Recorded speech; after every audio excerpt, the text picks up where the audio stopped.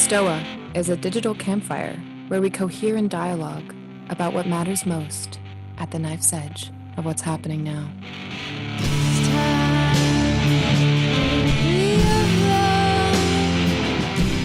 So welcome to the Stoa, everyone. For those of you who have not been here before, this is a Sensemaker in Residence series with starring Peter Wang.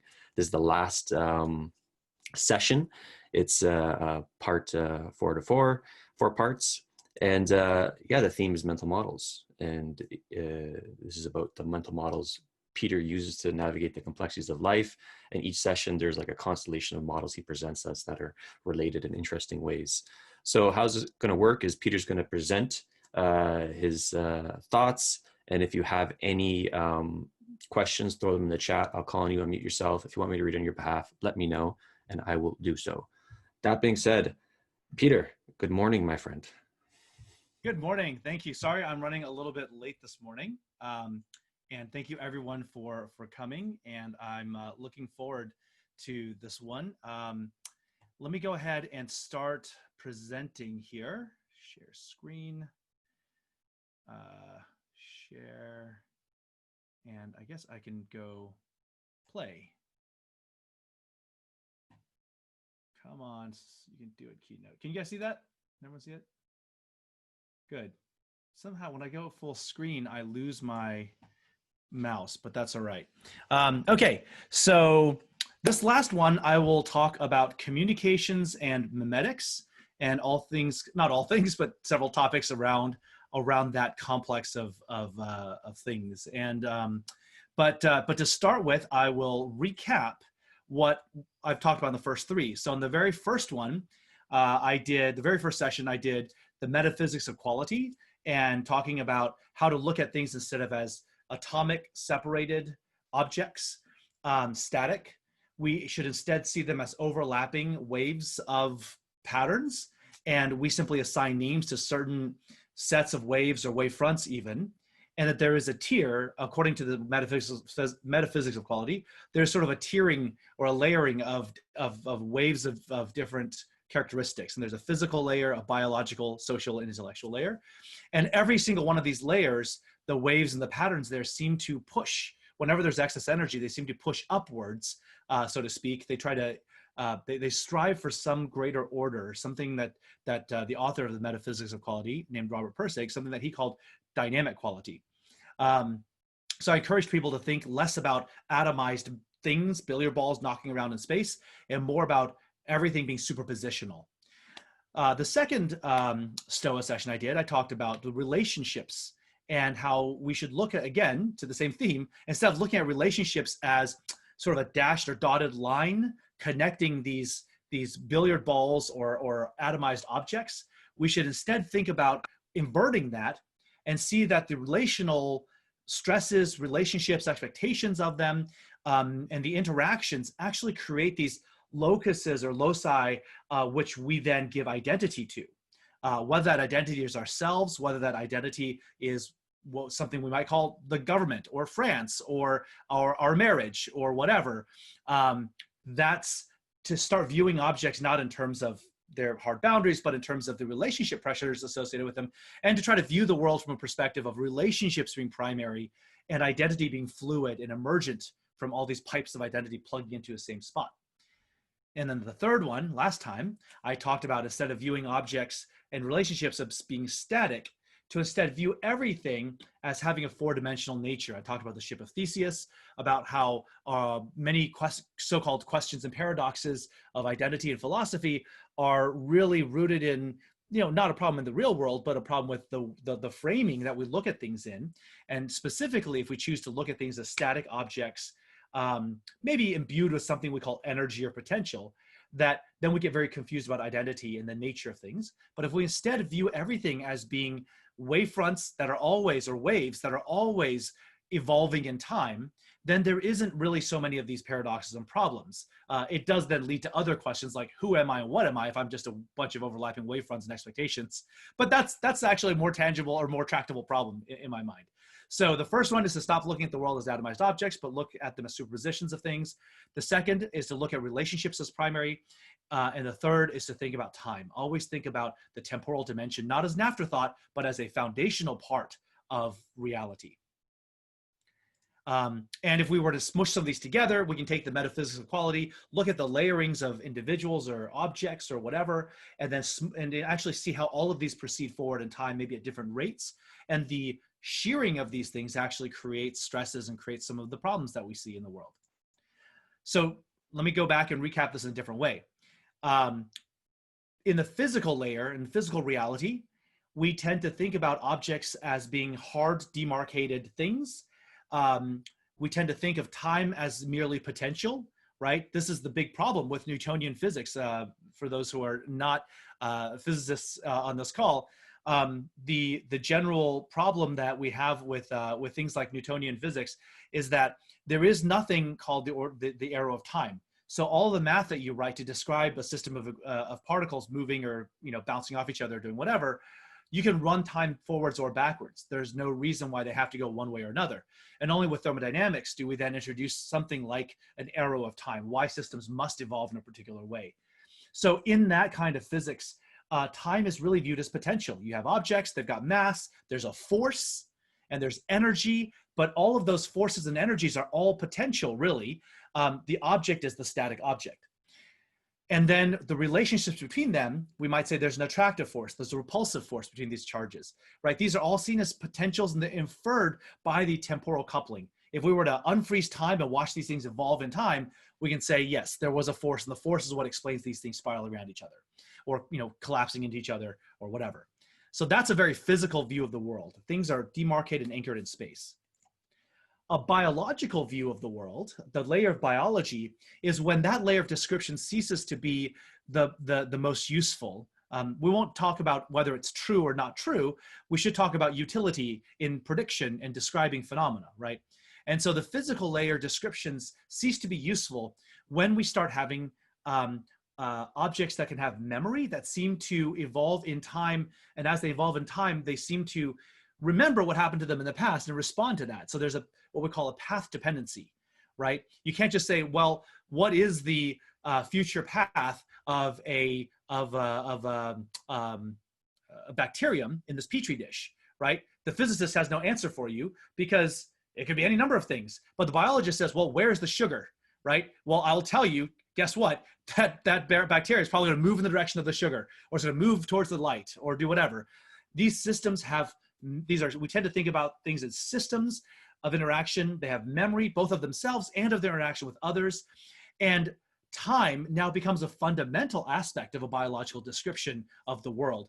And the cadence of, moreover, the cadence of interaction between things is essential. So when we talk about a biological system, like all of us are biological systems, when we try to analyze our cellular structure and we look at the cellular pathways and all of the various kind of biochemical sort of things, that happens on the order of milliseconds or microseconds. When we talk about us as people, things take on the order of decades, right? So the time scale, the cadence of interaction, you have to eat and sleep on a daily basis. These are the kinds of things we use to talk about biological systems. But the key difference here between biological and physical, in my view, is that in the biological world, we talk about objects that have memory, and generally they are systems of interaction. And we cannot, again, you can't talk about memory without talking about time. So there's a strict temporal aspect to, or not strict, but there's a necessary temporal aspect to talking about this. No one talks about, so to make that just a little bit more concrete, we don't talk about people as feeling a hunger force driving them. Like that would be a useless description of a person, because it's not like that. It doesn't, like, if you feel hungry, you get more and more hungry, and then you do things because you get hungry as you get progressively hungrier. We sort of talk about descriptions of systems and the cadences and the temporal evolution that way. And then the next layer, social interaction, or the layer of social phenomena, let's say. For me, the important thing there is recursion and self-awareness. So at that point, things are social in nature when they are modeling the behavior of others, and that and also there's some awareness that others are modeling us. That's not necessary, but it's one of the dynamics, certainly, if we talk about humans and other sort of more advanced intelligent animals or creatures on the earth. There is a concept of a self-image. It's fascinating if you watch some of these documentaries of first contact with uncontacted tribes or under-contacted tribes, when a tribe of bush people, let's call them, right, that are living in like the forests of Papua New Guinea or whatever, never seen a white man before, when they're first shown a mirror and they see themselves, it's just fascinating, the discovery of the self-image. And you watch like the tribe leader, and then they passes around, like the kids are trying to pop in there and see themselves. It's just absolutely fascinating thing to watch the human animal discover high fidelity self-image. So anyway, recursion self-awareness is what creates the social interactions or makes the social plane of phenomenology possible. And then lastly, but not least, of course, for this conversation today, or this discussion, the intellectual plane. And I tend to characterize that as the realm of pure subjectivity or intersubjectivity. And it's not anchored to physical reality. All of us are anchored to physical reality. This recording will probably, hopefully, maybe, but this recording can absolutely have a far longer lifespan than I ever do. The ideas, this slide deck that I've made right in the last few days, this slide deck is more immortal than me, right? So we might think, wow, humans can become immortal by leaving a legacy and, setting up the future generations and, putting sperm and egg together and all these things. It's like, no, make a PowerPoint, make a PDF, make a meme, and now you've touched immortality, because those things are untethered to physical reality in a way that the human embodied life can never really be, at least not until we get brain upload into the matrix or whatever. So another way of looking at this, of course, our favorite man of the moment here is Marshall McLuhan, who says that in an era of electric communications, when we have electricity conducting ideas at the speed of light, I'll give you guys a chance to read this. Physical connectedness gives way to the resonant bonds and gigantic open system patterns of electric information. And it is really important, this last line. The perception of reality now depends upon the structure of information. There's a small problem with that statement, which we'll get to later in the presentation. But nonetheless, this is somebody in the 60s identifying that just, broadcast television and FM radio and these national newspapers, all of these kinds of things are creating a reality where the intersubjective, the intellectual plane actually is dominant. So today, communications and memetics, this all kind of sets us up then to talk about communications. And I would say that probably most people would think of communications in this way, that there's a sender, there's a receiver, they communicate via some kind of channel, there's messages, sometimes there's feedback and there's noise in the channel. But the sender has an encoding, the receiver has a decoding. This is not an unfamiliar model of communications. If any of us had to sit down and take a quiz, we'd probably write something like this, right? But this is very much using this object-oriented metaphysics. It's very much thinking about sender and receiver as separate. It's thinking about this message as this disembodied like piece of information or data flowing down a wire. And John Perry Barlow had some incredible, you never would have expected a member of the Grateful Dead to have so much amazing memetic insights, but he is truly an amazing person. And he made this observation that receiving information is often as creative an act as generating it. We should assign a value to information based on its meaningfulness, which of course is defined within the subjectivity of the receiver. So this is really, really a very different way of looking at it, because when you look at this picture of communications, we tend to think about, well, the sender has an idea, they got a message to send, they put the message in the bottle, they float the bottle to the other person, and they did all the stuff. The other person just has to, catch the bottle, pop it open, find some light, and then like read the faded text, and that's all they got to do, right? And the sending of the messages is like where all the stuff happens, right? Authorship, of course. Authorship is emphasized and glamorized. Readership, no one thinks about the act of reading and the act of understanding when you're reading as being equal to that task. And yet what John Perry Barlow is saying is that no, actually reading and interpretation is as creative an act as generating the thing in the first place. Maybe when we think about music, this becomes a little bit more accessible, right? All of us know that to really enjoy, I mean, everyone's got probably some pieces of music they really enjoy. And you know, it's that you know, the feeling of really listening to a piece of music and really enjoying it is different than just having it blasting on the car when you're like driving through rush hour traffic. When you really sit there and feel the music, or when if you go to music concert, or if you go to a rave, or you go and you dance to music, right? That's an expression, receiving music, but also transmitting at the same time and acting at the same time. So this idea that receiving information is a creative act is maybe not so foreign to us, but most people, I would venture, don't think about it in this way, that the act of reception is such an important active thing. And so the meaning that comes, the meaning making between the sender and the receiver in this act of communication, that actually comes from the interaction. When nowadays with so much broadcast media, we are so used to the idea of receiving information as the thing we do disembodied from the transmission. Like someone performed it, somebody taped it, somebody edited it, somebody added a bunch of other crap to it, and then having been pre-chewed and pre-digested, it's blasted out over airwaves and over fiber into our brains, into our eyeballs, into our ears.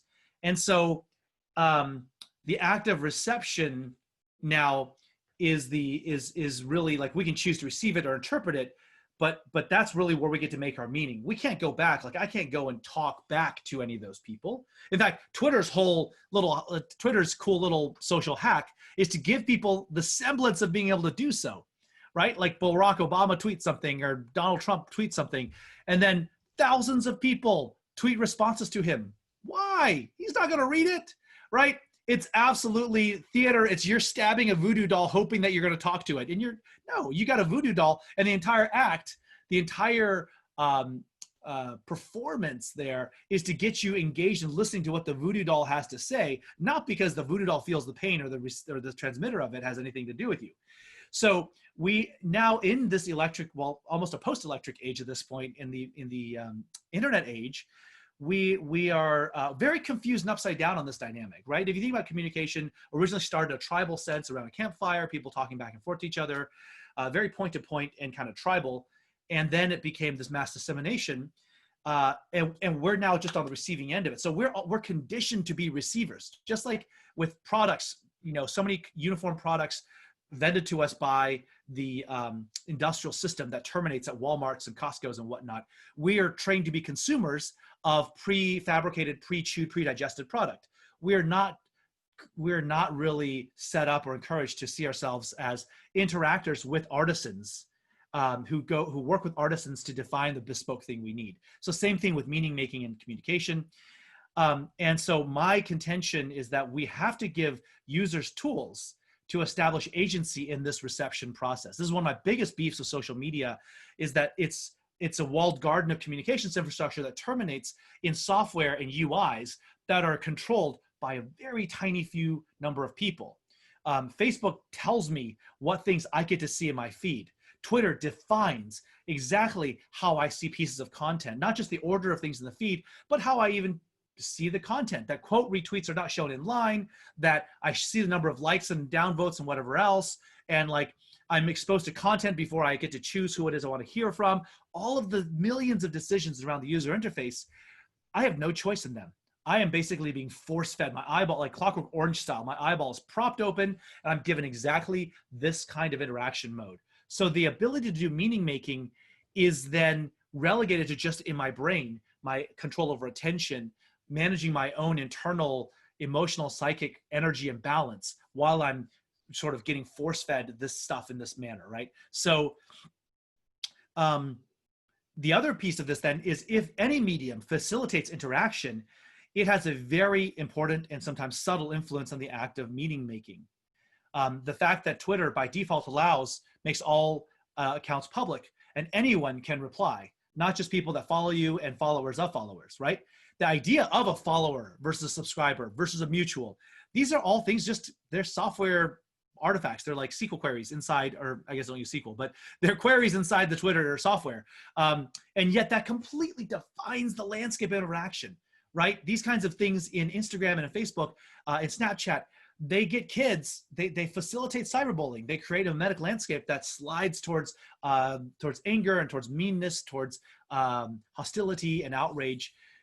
So if we create software, if we create mediums, if we create socialization environments, anything that we do that creates an interaction for, or creates a facility for interaction, we actually are deeply influencing the act of meaning making. And that's something to be taken, that's a task to be taken not lightly.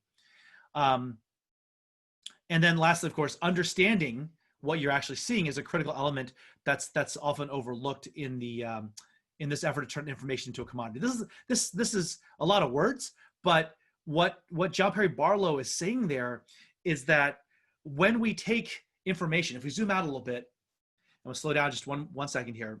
If we zoom out a little bit, and again, think about communication not as being a sender doing a bunch of stuff to create a disembodied artifact called a communication or information, and then they're pumping it down a channel to a receiver, okay? If we view things from that perspective, we can't help but view information as a disembodied artifact and the receiver as being an active, passive receiver of crap.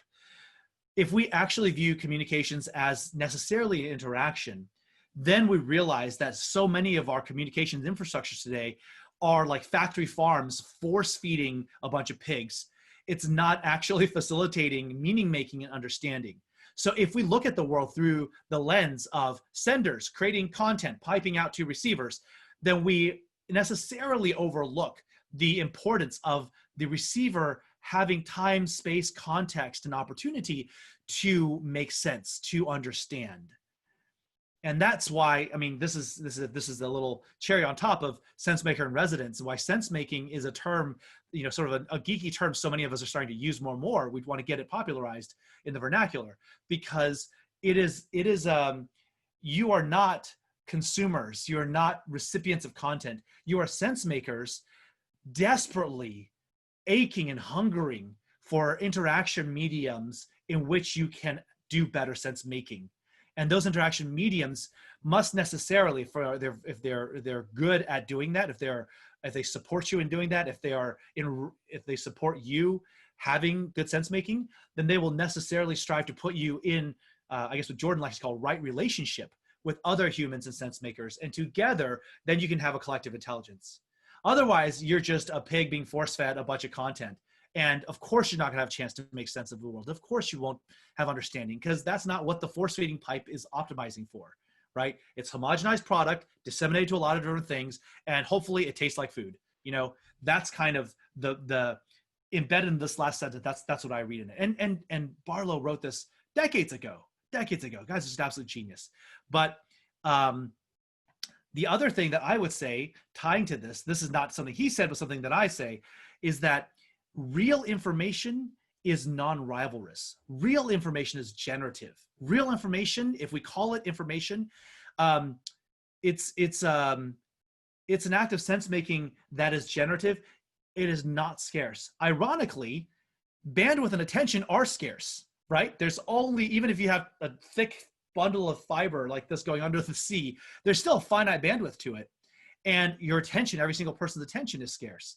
But if we actually create information, if we actually do good sense making with each other, that is an anti-rivalrous, anti-scarce thing. So another way I would like to, oh, there's an empty bullet point there. Let me take one sip of tea before launching the next point, which is another way to think about this, this concept that the receiver is not just a passive receiver. The communication is not just the simple model of a tube, you know, and a receiver and a transmitter. The medium itself is an important part of the communications, making communications possible. And I would just pose this question for you, a little thought experiment in the morning here. Which one of these things is transparent? Which one of these things is opaque? Not a hard question, but many of you may suspect a trick question, right? Because the brick wall is clearly opaque, and then and a glass window is clearly transparent. And so we use terms like transparency or opacity as properties of the medium, right? So this is, and in fact, when we talk about, the leadership of this company is being transparent, or we want a transparent political process, we use that as an attribute, as almost an objective attribute, a physical attribute of the thing itself. But the thing that's lost in that is that transparency is entirely a property of the relationship between the receiving apparatus and the signal. So the brick wall is actually quite transparent to radio frequencies. You can stand inside a brick house with an FM receiver and listen to radio all day long, right? Your cell phone works through brick, because if it didn't, I mean, it's a little bit attenuated, but not like if you were on the side of a copper wall, right? So transparency, right? This is just a simple statement. And then you might say, well, okay, Peter, if you're so clever, what about glass? Well, glass is transparent to us. Glass is, of course, transparent to radio waves. But if you're looking at things in the infrared, I may heat that glass up to, 150 degrees Fahrenheit, and then an infrared camera on the other side sees just the sheet of red. There's nothing, or a sheet of blue, or it's just completely opaque. And you can have 2 people, 5 people on the other side of that wall, or on the other side of the glass, and the infrared camera would not be able to see anything. Because by heating the glass up to a certain temperature, the infrared camera, now human body temperatures are below the thermal threshold, or below the noise floor. So yeah, you can make glass opaque as well. It's opaque to infrared. And actually I had a cop who was talking to me about this, where they wanted to have they wanted to be able to use like night vision equipment, and more of the modern night vision equipment is thermal imaging. And the problem is, when you use a thermal imaging night vision thing from inside a cop car, the glass is completely opaque, because your body heat of the car makes the glass opaque. And so I was showing him a different kind of night vision device that I had, which can see through it. So again, even our intuitions about some of this stuff, right? It serves to confound the topic of transmission of communications. And so the thing to understand, and why brick walls and glass, what does that have to do with anything? Well, what this has to do with is that everything is both a medium and a transmitter. You and I are, of course, all transmitters. I'm doing more of the transmitting in this call so far, but we're also mediums. We're also memory-loaded cells that bounce around and resonate with messages and then send them off. Like, we're all like little dangling church bells, right? Thousands, millions of church bells. And when one rings, it causes rings in all of the others as well, with a little bit of lag. So this is the thing to understand, that everything is medium and transmitter. And when we talk about opacity, transparency, we're actually looking at it kind of 90 degrees off, or 45 degrees off. We need to tilt our thinking into conductivity and susceptibility to retransmit. And yeah, like I said, memory is this phenomenon of a medium now all of a sudden taking on a 4-dimensional characteristic. And so this is really interesting, because if you can view mediums themselves as having a temporal extent, even an impulse thing, something that only happens once, the memory of it, because the medium has memory, it actually turns it into a different kind of object. It turns it into almost a biological object, because the medium itself has that nature of shearing the thing across time, smoothing it over time, and integrating it over time. So the other thing that happens, of course, is that all media, really, it changes as we pass messages through it. It changes as it supports and facilitates interaction. And of course, it warps the message that it conducts. There's always degradation and transmutation. And nowadays, especially with social media and with so many of our online communications being conducted through applications and software that are that are so, like, they're not actually communications media, right? They just give the illusion of being communications media, and it's almost a happy accident that they do that. They're really designed to be attention hijacking systems that modify and modulate our thinking, and run faster OODA loops throughout our attention. So, but even if we use something more, like, less sinister, like email, right? Even the medium of email changes the messages that are conducted through it. We have to linearize things. We have to put things into the format, and then a lot of context is lost. So as these things transmit, any kind of medium as it transmits messages, the medium itself transforms what is intelligible within it. So I take a pause there and say that there's sort of a number of different directions we can go here. We won't have time to cover all of these, but if people have questions or comments for me to drill in on each of these different things, or some of these, I can do so. Yeah. So start throwing your questions in the chat. I'll warm Peter up with one. The meme that people are talking about in the sense making space is the meaning crisis. I was wondering if you can kind of frame all this within that. Yes, the meaning crisis. The meaning crisis is complex because it comes from a number of a number of different. There's a number of things feeding into the meaning crisis, in my view. One of them is economic in nature, and the nature of the way that the job situation, the employment and economic situation has unfolded. A lot of people participate in a modern industrial or post-industrial world where our work is rather separated from the act of production is separate from the act of use or consumption. And this is not something McLuhan talked about, but this is a related topic that a guy named Gilbert Simondon wrote a lot about. So the fact that our work is separated from the impact of the work, so often like nowadays, that's really a big part of the meaning crisis, I think. Another part of the meaning crisis, however, is directly tied to this, which is that each of us have a finite amount of attention every day, and more and more that attention is coupled into systems that are hierarchical, broadcast kind of in nature, and they do not encourage us to engage in sort of convivial and deeply rich interactions with other people. So ironically, of course, I'm broadcasting to all of you here in this thing, but forgive me for that. But I think that I think is a big part of it as well. It's shocking if you think, and I don't know how to speak to the really much younger people, but anyone kind of my generation or maybe a little bit younger, and certainly any older, before the smartphone, which remember was only 2007 timeframe. What do we do all day? Like, we actually just looked at stuff and thought about stuff. We'd read books. We'd talk to each other. If we sat around in a room by ourselves all the time, we'd get kind of bored. We'd go and seek other people out. Hey, what are you doing? Let me follow along. Let me tag along. Hey, you want to play some cards? Or probably what ended up happening is we flip on the TV and sit and watch TV together. But at least we would be together observing a thing, which is a way to build trust and meaning, mutual appreciation of our observation of a thing. Movie night, everyone watching a movie together. At least we all did it together. Now, movie night is everyone on their own screen, completely atomized from everyone else, and each getting our own bit and slice of the giant pile of content, right?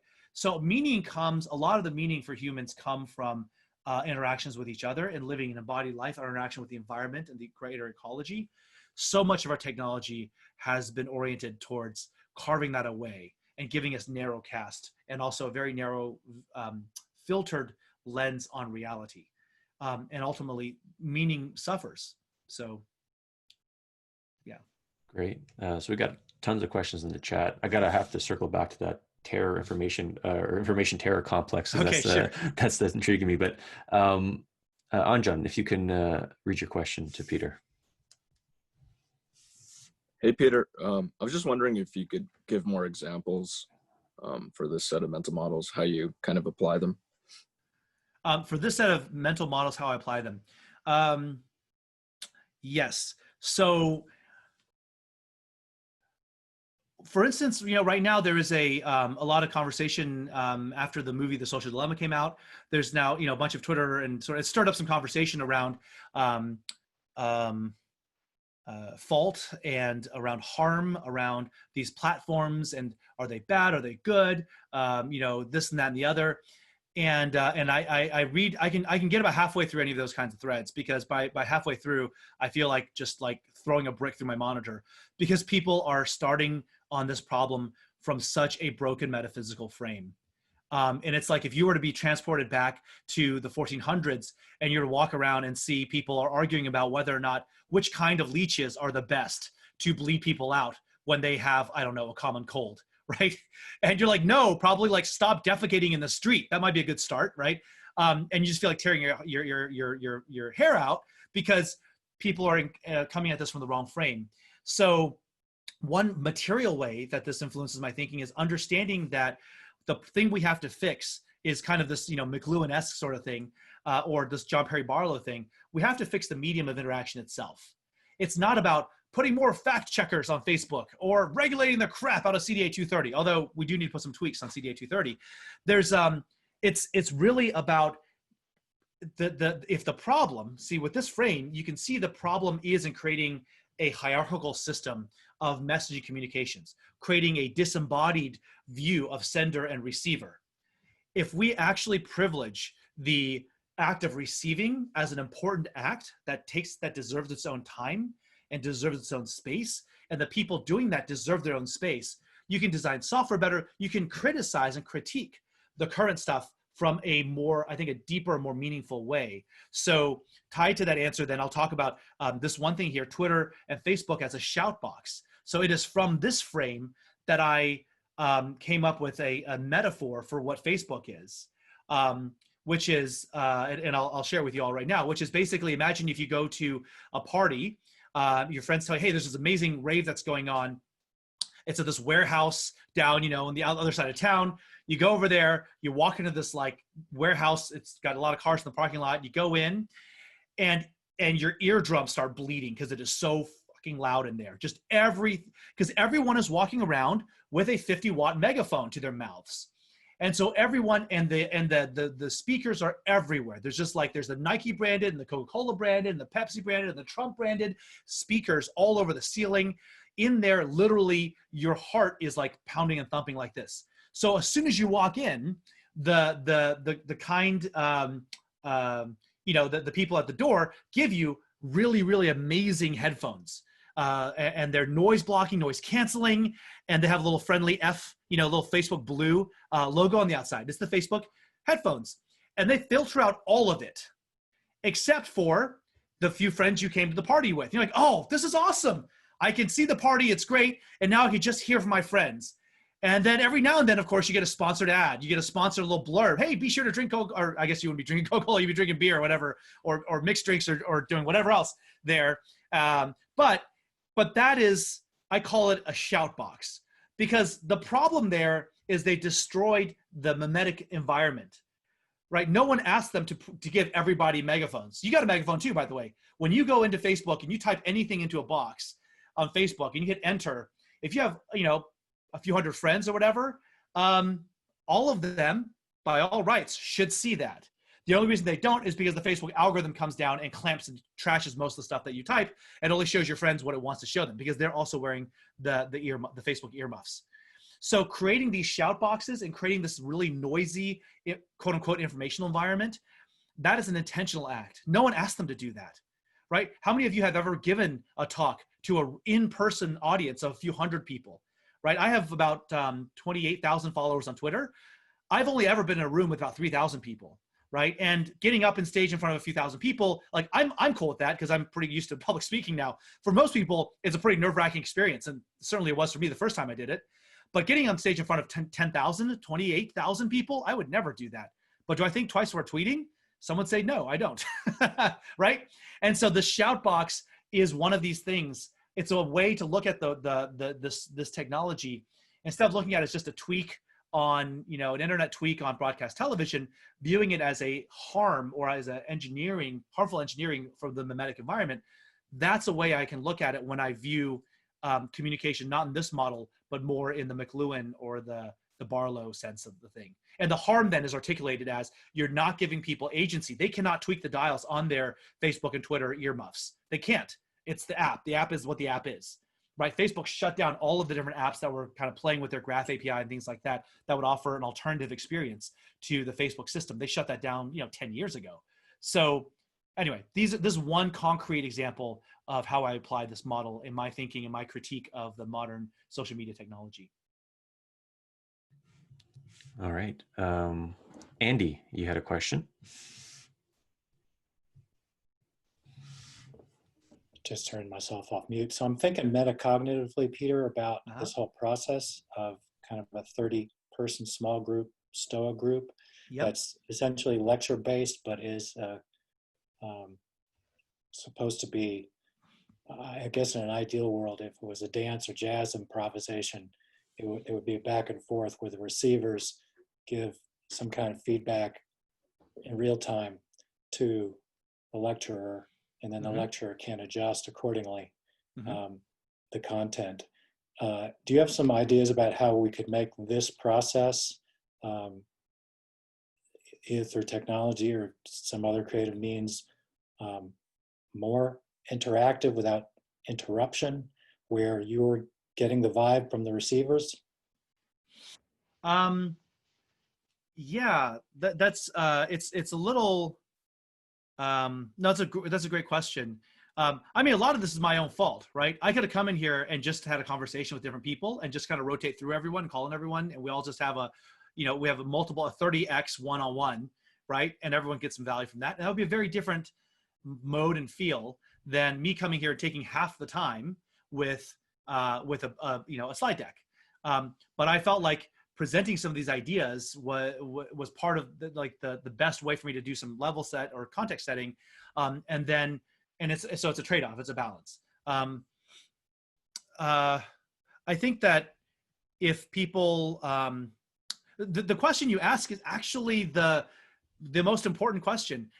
With the tools and technology we have, how can we create modes of interaction that are that best surface collective intelligence, that get the best questions out, that then create the most insight for the most people, et cetera, and then viewing that as an interactive process, that is something, I don't know there's a perfect thing out there at all. I do think, but just consider if there were no chats at all, if there was no chat and people had to raise their hand, and then one person, let's say it was Peter or somebody else, had to go and pick and call on people.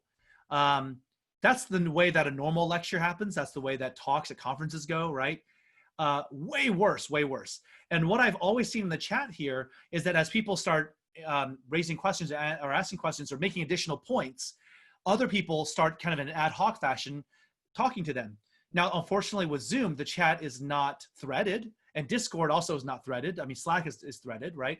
But you can imagine not too far in the future, a system where we could have these interactive dialogues, and then the threaded conversations could actually be tied to certain time points in the recording.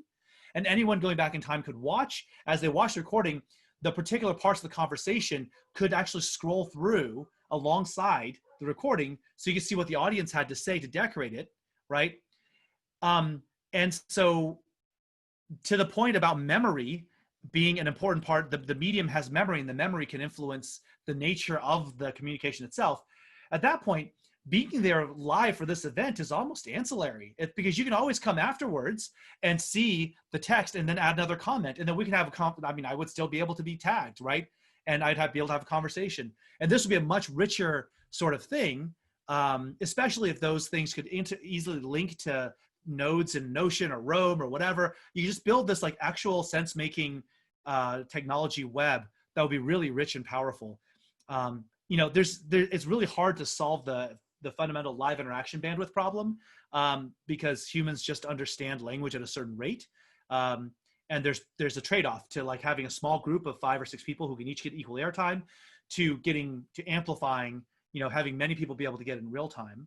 But even then, we see that there's panel discussions with audiences that can participate, right? So those are also ways to kind of expand the medium. I think any way you choose to do live kind of things like this, it's always a trade-off. But I think tying it to both memory and tying it to a higher, a more featureful kind of textual mechanism to tie in everyone else's brains who are part of the thing, that's what ultimately is going to cause this thing to be much, much more powerful.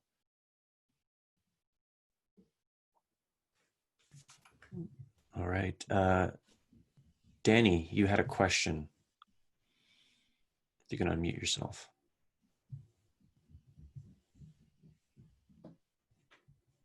It was about, what was it about again? Here we go. Now I'm unmuted. There you go. I have for years been haunted by how much I want to share information. I hear it and it's like this thrust. It's like, it's not enough for me to know it. I want to be sharing it. Yes. Yeah. And that's getting accelerated, right? And then the other side of it is I'm getting deluged by all the Right. sharing that's happening. And I can't remember if I saw someplace in one of your talks where you said sharing is knowledge or something like that. Did you make a connection between sharing and knowledge? I don't remember. Anyway, I just want to know how do you feel? Because certainly at work, it's all about Twitter and everything. You know, that's what we're doing. We're sharing. So what do you think about sharing? Oh, yeah. I think sharing, I mean, maybe it was in this session on, well, 3 was temporal and 2 was relational, right? And would have had to be in relational that I would have said, yeah, dynamic relationships, and then the, All right. Yeah, I couldn't find it again. It's just sort of, it's a piece of this that, you know, the meaning making, but there's something about it that's still broadcasting, right? When I share, I'm kind of broadcasting. Well, you don't have to. And I think, let me open up this one and let me share screen in a broadcast fashion. Oh, so meta. Oh, so deliciously meta. Okay. This one, and it may have been either, probably not this slide, but maybe, I think maybe on the section on privacy, here or here. No. Well, I mean, I guess the thing I would say is that sharing is not the same as broadcast. And a little bit to Peter's question about the meaning crisis, we are all enrolled in, unfortunately, a sense of the viral fame lottery and celebrity culture ever since the emergence of these electric broadcast things in the early 20th century.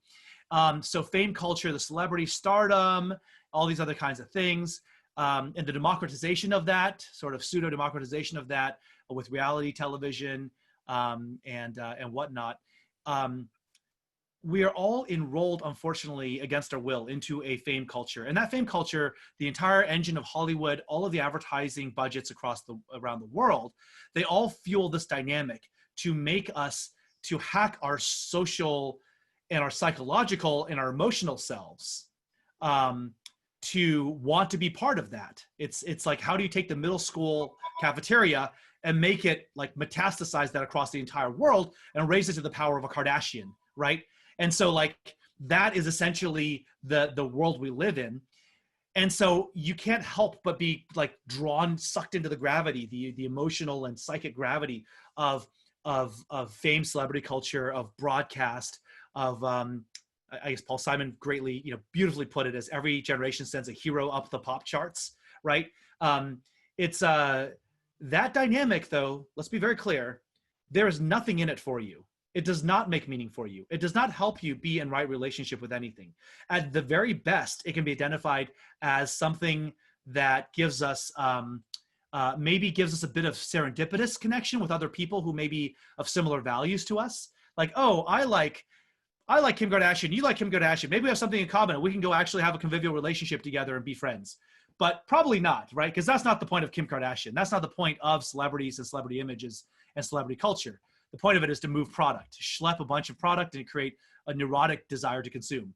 So when we think about sharing, I want to go back to the more primal, almost shamanistic view of sharing, which is sharing is giving, sharing is loving, right? If it's a sharing that's not rooted in loving, if there's no there to love, if there's no one there to put that into, then the sharing is your shot. You're throwing a dart at the celebrity dartboard.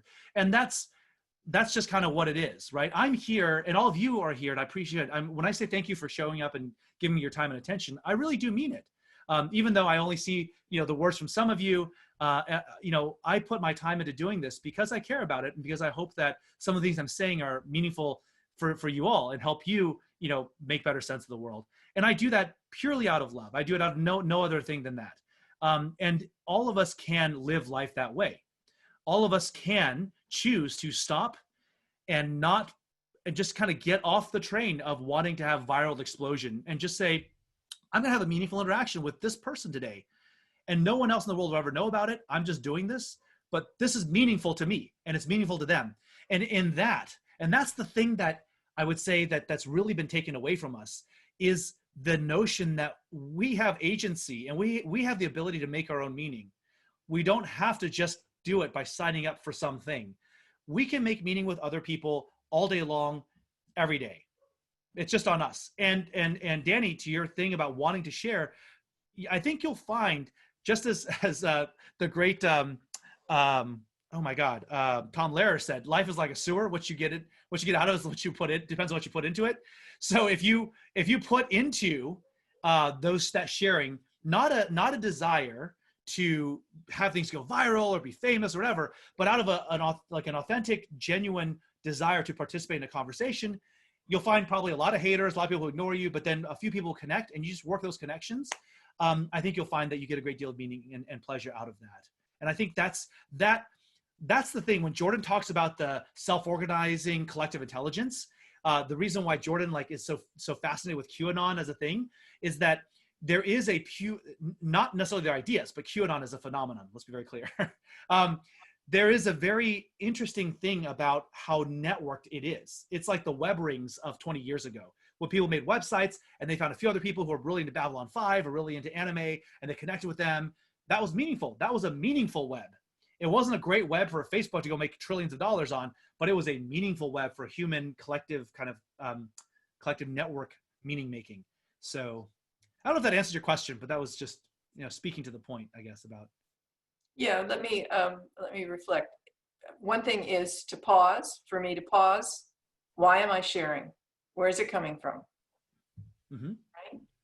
And then the last thing you said, and I would even say just a meaning web, mm-hmm. rather than a meaningful web, a meaning web. If that's what my motive is. Yes. Yeah. And the thing is that, of course, if you try to do it by yourself in the middle of the shout box, you're going to be drowned out. So you need to find places and be adjacent to places and people and groups where you're more likely to find people who will interact with you in this way, right? We need to surf into the little tidal pools of serendipitous connection, and from there create more and more richly connected kind of webs of meaning. So I think that's kind of how we have to cultivate this. I'm personally invested in some technology to create better infrastructure that gets us to getting serendipity and modern web kinds of things, but away and outside of the shoutbox monetization system. And I think those kinds of things will dramatically improve the ability of people like yourself and others like you who want to find these kinds of connections and do this kind of sharing that is generative, as opposed to just having it all washed away by the Facebook shoutbox, right? So, yeah. Cool. Peter, we're at the hour. Do you have time for one more question? I do. Yes, absolutely. Cool. Deef, I should say, you have a question. You can ask it. Which one? Whatever one feels alive for you. I like the topic, and it's something that I've been hacking into, but a lot of times the mental models, sometimes I have to track the audience, and the audience, sometimes you have to meet the audience where they are. Yeah. And maybe one of the muscles I've built doing Zoom is that I find Zoom talking to the void. There's an emptiness of just this platform, it's crap, because it's just this pacing and timing of interaction is just non-human. So one aspect is a question of building this muscle of tracking the flow of the audience and just the pace of communication mm-hmm. flow. And then is there a mechanism of facilitating better so that you have curators, editors, filterers who can help process all the shouting to say, this is what 5 of the shouters are saying, or this is just noise over here. Some level of intelligence instead of AI, which is just advertising driven, let's say. And then also digital media, there's a framing of analog versus digital. So digital allows you to compress time, just take out all the excess, but then that's non-human. You're processing too much digital versus human analog? Mm-hmm. Take whatever you want that response. So I think there's yeah. So number one, you can actually, I was going to say you could use some modern machine learning kinds of things to do condensation of a lot of textual feedback, and then maybe like kind of net that out and try to like give the speaker sort of like top level things, like here are the things that people liked and what you said, like. A dream system, if one were to dream, is one that captures my speech and transcribes it in real time, and then it looks at that, looks at what people are speaking to, responding to, and then it does some, I don't know, GPT-3-ish kinds of things to go and net out. Okay, here's what people are responding to this last 2 slides you just presented, right? Here's a couple of the more popular questions that people had. That would that you can absolutely build a with what we have today, you could sort of build something kind of like that, I think, although it would take some tweaking. But something like that in the future could be very useful for doing this compression and integration, right, of a broad number of people. When we're speaking in Zoom, there is definitely a sense of we are speaking into the void. One thing that's interesting, I would be curious what different speakers' views are when they're speaking. So I tend to prefer to have a gallery mode so that I can see when I'm doing meetings with like my senior executives or whatever. I prefer to have gallery mode because then I can see everyone. I can see kind of people's expressions, and I'm sort of looking at that just like if we're in a small room together. When it starts to get to quite a large number of people, though, when I do like conference keynote or whatever like that, I switch to speaker view. So I'm actually just seeing myself. And that may seem really weird, but it's almost like my brain fragments into 2. And there's a part of me that's like a QA supervisor that's looking at how I'm showing up and trying to play based on what I know of the audience or what I think of the audience. It's trying to play back how they're receiving my thing. And so I'm doing real-time modulation of my speech, of how I show up, of my cadence and things like that. It's not a conscious process even. It actually makes me feel very comfortable to be talking to my own image. I don't know what that says of me, but I like it because then, well, it's like a studio monitor, right? When you're singing, you want to have the monitor so you can hear yourself. It's that kind of thing.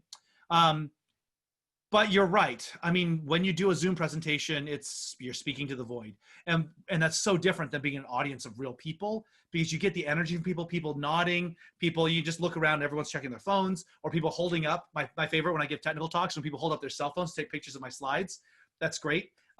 So you're always reading the real-time dynamics of the room, and the whole body, the embodied experience of that is very different because you feel like you're actually in this room of people. You're in a connected web, even if they're not saying a single word.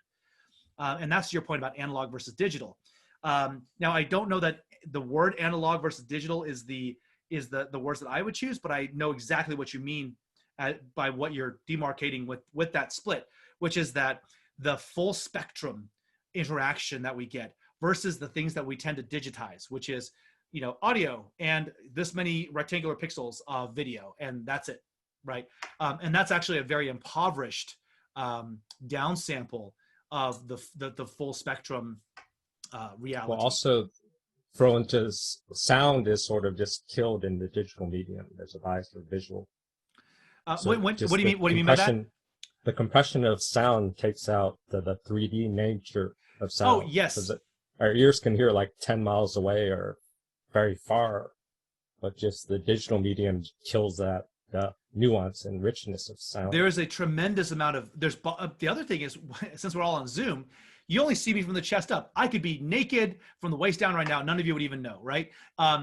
So the whole body language, I try to be live on Zoom calls. I try to just sit back enough to where I can gesticulate and you can at least see my like shoulder and head kind of things.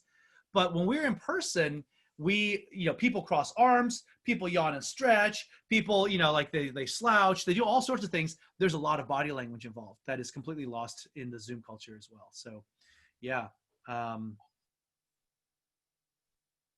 Cool. So we're going to close out here. Before we do, I wanted to double click on the, what was that called? Information terror complex. Oh, yeah, sure. I got time if y'all have time. So it's the good news about the information terror complex is that it is actually a blog post I've written on Medium, and my point in the blog post was just, in fact, let's see if I Google for it. That doesn't actually come up very much. I'm probably, am I the only person who's actually used that term? No. Oh yeah, no, that's the that's my blog post. Okay, so I am the a-hole who popularized this concept here, or not popularized. Clearly, I didn't popularize it. My point on this was that it is the dissemination. So I said this. I said, look, here's the thing. You know how when there's like some kind of suicide attack or some kind of thing like that, or there's a terror attack, they'll say, oh well, we're not like, the media will say we're not gonna, glamorize the killer or whatever else. We don't want to have copycat attacks. They sort of recognize that media itself has a role to play in this stuff. And I said, look, the quickest way to actually destroy terrorism as a tool would be to institute a blanket news media policy, a total blackout regarding terrorist attacks. And so, because my point is that an actual terror attack only kills a few people. I mean, it sucks for those people and their families. Like, I'm not trying to trivialize the tragedy of it. I mean, even 9/11, it killed thousands of people. But what creates terrorism is the dissemination of information. The information impact, the medium, the way the medium transmits and shocks everyone, that is actually, that dissemination of information creates the state of terror among the population. So you can say, well, the jihadists that crashed the planes into the buildings on 9/11, they created a lot of corpses and mass death. They killed people. They're murderers of the highest degree. But to say they're terrorists, they wouldn't be terrorists by themselves without the global information system amplifying and then writing a lot of additional narrative on top of that to create a state of terror. This is a really, really weird statement in a sense, but I would say it's kind of incontrovertible, right? And I said, look, if you look at what's it called? The guy, the Jihadi John or whatever, he goes and he cuts somebody's throat, he slits somebody as in this like execution, over on the other side of the world. For most of us, it's like, okay, he killed a person. A lot of people get killed all the time in that part of the world. I mean, well, everywhere in the world, but why that one is an act of terrorism? It's an act of terrorism because the entire media establishment and all of our mechanisms for so-called sense making zoom into that and they induce a sense of terror and fear among the population. So my statement was that our modern information dissemination structures themselves amplify the act, and they weave into the fabric of our national story. And we call it journalism, we call it news reporting, or whatever, but the susceptibility to creating terrorism or a terrorism dynamic or creating terror in the people is actually a property of that kind of news media environment. So this is to the earlier question, I forget from who, but the question of how do I use this mental framework or these cognitive models to understand the world? This is one of those examples. When you actually go and perceive the medium and you perceive the act of the medium itself and its susceptibility and the way that it is sort of hacked by certain kinds of things that cause it to go into shock. When you can perceive the medium, then you can see, oh, wait, the medium is at fault. The medium is actually, well, not at fault, but the medium is a part of the dynamic. So that's what I call the information terrorism complex. I said this vulnerability, when it's exploited by jihadist groups, creates the standing wave pattern, which is this fear of random acts of violence, right? And I had this line in there, by terrorism by definition is the creation of a state of fear or hysteria among a population. And last I checked, ISIS doesn't operate any radio towers here in the United States, right? It is all of the media establishment that operates the media. ISIS kills people. The media creates terror, creates a state of terror. And anyway, that's just, that was what that was all about. Yeah, that's cool. I really like that meme. It makes me want to explore like humane tech here at the Stoa and all these type of movements that Tristan Harris and others are working on. So let's land the plane here. Peter, any closing thoughts for this session or the series as a whole? Yes. Let me just share this one last thing here, which is I did actually put a conclusion slide in, believe it or not. So last thoughts here. So to net it all out, in virtue of metaphysics, replace the atomicized object-oriented Cartesian model with superpositional, right? Everything you think of as solid physical reality, it's actually the quantization or the reduction of a continuous relationship of these non-atomized things. So learn to see the world in that way. Time is perceptual, and it's driven by frequency and attention. Don't think of time as just like some like Einsteinian fourth dimension and all this other nonsense. Just actually our general time, the way you interact with time, probably for the rest of your life, it's actually more driven by frequency and attention than by any other dynamic. And space is relational. Space is not just meter sticks and yardsticks. Space is actually, especially in the electric age, it's relational. Distance is defined by our sense of context and control. So yeah, think about space and time in those ways. And again, identity is not atomic either. It's not Cartesian identity. It's this tension between our inner selves and motivations, the external social and memetic and environmental field around us. And lastly, which today's session, and I guess I didn't quite talk about this topic, but I talked all around it, which is information is not a noun. Information is not an artifact or the static thing. Information is a verb. That's a line I stole straight from John Perry Barlow and I guess Gregory Bateson. Information is a verb. It is the act of sense making. So let's not think about transmitting information. Let's think about helping people do better informationing. So that is what I leave all of you wonderful people with. Beautiful. So we'll close out here. Peter, thanks so much for today and for coming to Stoa as a Sensemaker in residence. That was a lovely series. I quite enjoyed it, and the buzz I got from it, people enjoyed it as well. Awesome. So thank you, and we'd love to have you back maybe in a couple of months for maybe another round or interaction with other people. Consider the Stoa a home, a digital home. Thank you. I appreciate it so much. And I'll try to be on Discord a little more than I have been lately, but thank you all so much for your attention, and share widely, encourage, reach out to me on Twitter and get others to I'm just stealing everyone else's ideas here. And so lots of other great thinkers that have a lot of good stuff in this area. Ping me for references and whatnot if you want. So thank you all very much. Beautiful, beautiful. So, yeah, we have a few sessions today. That's so cool. Deef has a bunch of people clapping on his Zoom thing. Yeah, so we have a collective presencing coming up in about 45 minutes. We have a Socratic social coming up at 7 p.m. Eastern time tonight, just to kind of chill with the Stoa Village. Next week, I'll plug this event, the Pandemic of Groupthink, Jung and the Collective Shadow. There's this character, Irish guy on YouTube, Uber Boyo. He's coming in September 28th, 12 p.m. Eastern time. I think that's Monday. You can RSVP there. And if you'd like to support us on Patreon while we get some mental models on during this meta crisis, you can do so there. That being said, Peter, everyone, thanks for coming to Stoa today. Thank you all very much.